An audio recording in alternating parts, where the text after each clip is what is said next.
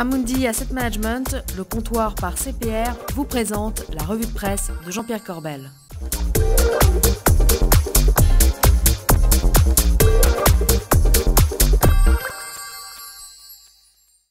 Bonjour, c'est mardi et c'est la revue de presse du club Patrimoine en compagnie, comme toujours, de Jean-Pierre Corbel. Jean-Pierre, bonjour. Bonjour Bogdan. Vous allez bien? Mais je vais très bien. Écoutez, aujourd'hui, on va faire une revue spéciale copains, j'aime bien ça. Et comme je ne pouvais pas passer à côté des déclarations de patrimoine des ministres et que je parle de copains, eh bien, on va parler d'un habitué de cette revue, l'homme à la marinière. Vous savez qui c'est? Oui, je sais, c'est un ami, parce que oui. depuis que vous l'habillez... Exactement. Arnaud Montebourg, je l'habille en marinière. Et regardez bien sa déclaration de patrimoine comme un juste pour rire. Un ministre installé à Bercy qui déclare que la valeur de la nue propriété n'est pas déterminable, ça c'est déjà amusant. Quant à un appartement de 133 mètres carrés dans le 2e arrondissement, il se trouve que j'y réside, valorisé à 890 000 €. Alors Arnaud, mon ami, si tu nous entends, même à 1 million d'euros, je suis prêt à l'acquérir. Bon, il y avait quand même des choses sérieuses cette semaine, Jean-Pierre. Eh bien oui, et la principale information de la semaine, c'était ça, regardez bien. Douche froide pour l'économie. Le gouvernement revoit ses ambitions sur les déficits à la baisse. Les prélèvements obligatoires vont encore augmenter et atteindre un record. Alors Jean-Pierre, en substance, ça veut dire quoi? Eh bien, ça veut dire qu'on ne tiendra pas les 3% de déficit. Ça, tout le monde le savait, ça n'est pas une info. Mais ce qui est nouveau, c'est qu'apparemment, on ne les tiendra pas pour longtemps. Et souvenez-vous, une autre amie, Karine Berger, ma copine, il y a quelques mois, oui, en février, effectivement, en février, nous parlait du sujet, souvenez-vous. Le 3% d'objectif de déficit, c'est quelque chose de très important. À 3% de déficit, on est libéré de la contrainte de la dette parce que la dette commence à rebaisser. Ça, c'est quelque chose qui relève de la souveraineté du pays. L'objectif des 3% est très important cette année, oui. Jean-Pierre, ça fait 2 mois qu'on a cet extrait. Eh bien oui, vous avez autre chose de plus? Mais non, mais ça, je vous l'avais donné déjà il y a 2 mois. Et Karine, elle est repassée sur ITV la semaine dernière pour parler du sujet. Et écoutez, le discours a bien changé. On prend acte du fait que la situation économique est un peu trop mauvaise pour atteindre immédiatement les 3%. Et donc, on acte le 3,7% de prévision cette année. Voilà, ça c'est dit. Merci Karine. En tout cas, ce qu'on sait, c'est qu'avec une croissance qui tangente le zéro, le gouvernement continue à prévoir pour 2014 1,2% et 2% même jusqu'à la fin du quinquennat. Je ne sais pas s'il faut en rire ou en pleurer. En tout cas, la presse cette semaine titre « Les raisons de ne plus espérer » ou d'espérer. Et on n'est pas très optimiste.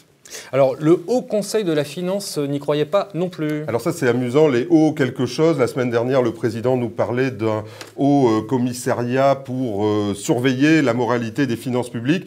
Et cette semaine, le Haut Conseil, haut quelque chose, encore une fois, disait qu'il ne croyait pas dans ces prévisions.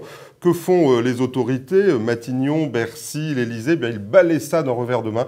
Alors vraiment, là aussi, ça fait rire. C'est comme Adopi, je vous en parlais la semaine dernière. On a du mal à garder son sérieux avec les hauts quelque chose.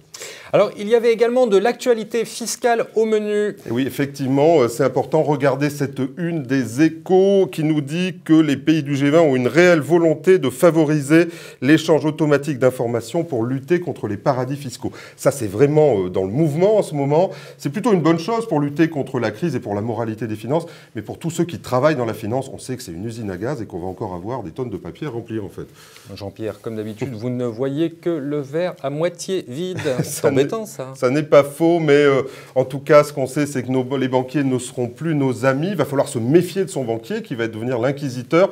D'ailleurs, regardez cette une du Monde. 353 fortunes françaises démarchées par UBS font l'objet d'enquêtes administratives, de contrôles fiscaux et de demandes d'informations en Suisse. Alors, comment on fait les limiers de Bercy? C'est simple, ils se sont procurés les fichiers événementiels d'UBS. Vous savez ce que c'est événementiel? Oui. Les dîners, les matchs, les Starbucks, moi je suis souvent invité au Starbucks. Vous participez, Bogdan? Ouais, les Starbucks. Non, voilà. Eh bien, Bercy a reçu ces fichiers événementiels et s'est dit que tous les clients qui allaient à ces manifestations, ils n'y allaient pas pour rien, il y avait une contrepartie. 50 d'entre eux sont déjà sous la loupe et pour les 300 autres, eh bien, tant pis pour eux, ils n'avaient qu'à pas se laisser inviter.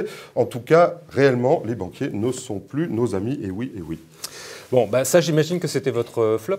Non. Alors, j'en ai des flops et des tops cette semaine. J'ai un autre flop, c'est la une de Challenge. Regardez, un nouvel ami, je me fais que des copains. Cette semaine, Marc Fiorentino, qui est le nouveau gourou du patrimoine français, notamment sur BFM, on le voit sans arrêt.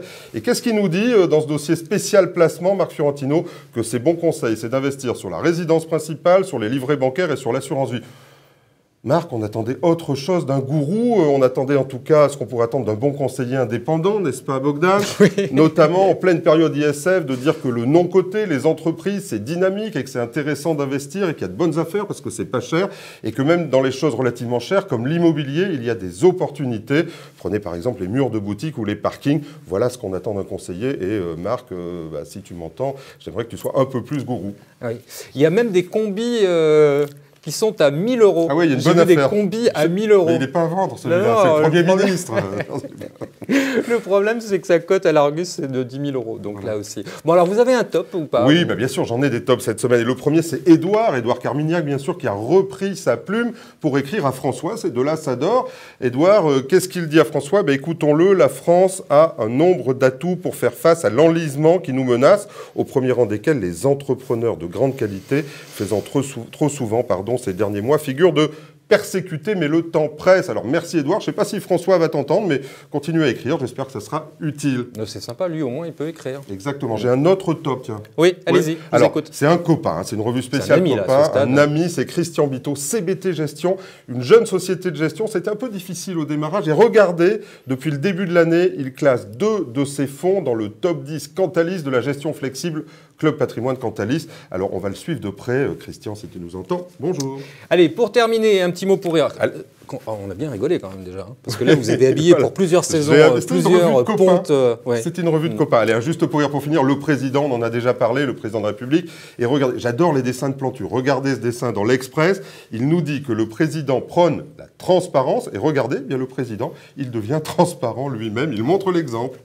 Je ne sais pas où on va finir, Jean-Pierre. Mais... On va voir un contrôle fiscal, je pense. Ouais. Jean-Pierre, merci beaucoup. C'était un plaisir, Bogdan. Quant à moi, je vous donne rendez-vous mardi prochain. Et d'ici là, gardez-vous bien.